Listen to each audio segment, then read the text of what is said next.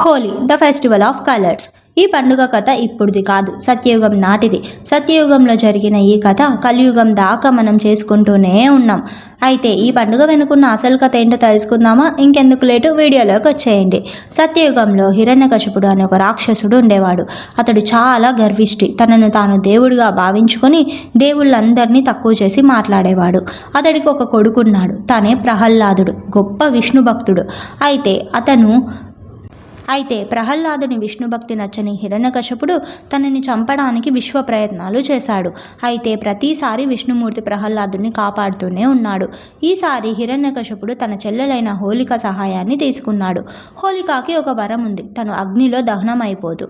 ఆ వరాన్ని ఉపయోగించుకొని ప్రహ్లాదుని అగ్నిలోకి తీసుకొని వెళ్తుంది.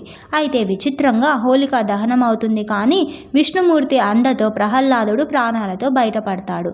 దాంతో హోలిక దహనం జరిగిందని ప్రజలందరూ సంతోషంతో రంగులు వేసుకొని పండుగనైతే సెలబ్రేట్ చేసుకున్నారు.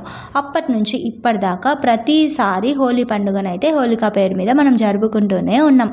వీడియో నచ్చిందా? నచ్చితే లైక్ చేసి సబ్స్క్రైబ్ చేసుకోవచ్చు కదా.